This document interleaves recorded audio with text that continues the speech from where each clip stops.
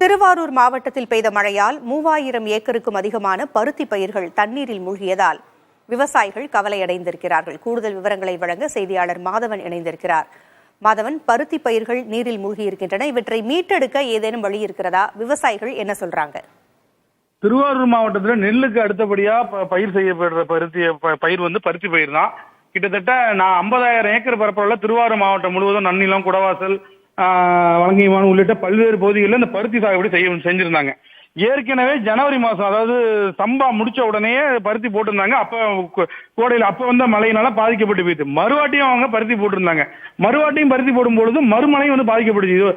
அதுக்கப்புறம் 3வது முறையா பருத்தி போட்டு இப்ப ஈடு அந்த பூவெல்லாம் பூத்து பஞ்சு வர்ற நேரத்துல மறுபடியும் மழை பெஞ்சு தண்ணி நிக்குது. 3000 ஏக்கருக்கு மேல பருத்தி சாகுபடியில தண்ணி நிக்குது. பருத்திக்கு கொஞ்சோண்டு தண்ணி இருந்தா போதும். நெல்லுக்கு தேவைப்படுறவங்க அதிகமான தண்ணி தேவையில்ல. இப்ப தொடர்ந்து மழை விட்டு விட்டு பெஞ்சு வர்றதுனால இதுக்கு மேலையும் தொடர்ந்து மழை பெஞ்சிச்சுன்னா வயல்ல தண்ணி அப்படியே இருந்து வேர்ல பூந்து அழுகல் நோய் ஏற்பட்டு அந்த பருத்தி செடி அப்படியே உட்கார்ந்து எந்த மகசூலுமே கிடைக்காது.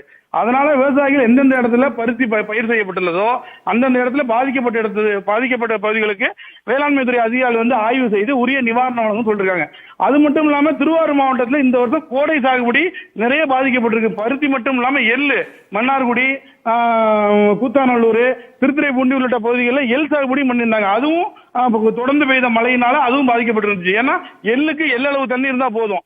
ஆகவே இந்த திருவாரூர் மாவட்டத்தில் இந்த ஆண்டு கோடை சாகுபடி எள்ளு, பருத்தி முதலான பயிர்களை கணக்கெடுத்து உரிய இழப்பீடு வழங்கணும்னு விவசாயிகள் கோரிக்கை வைக்கிறாங்க. பூங்குழலி, தகவல்களை வழங்கியமைக்கு நன்றி மாதவன்.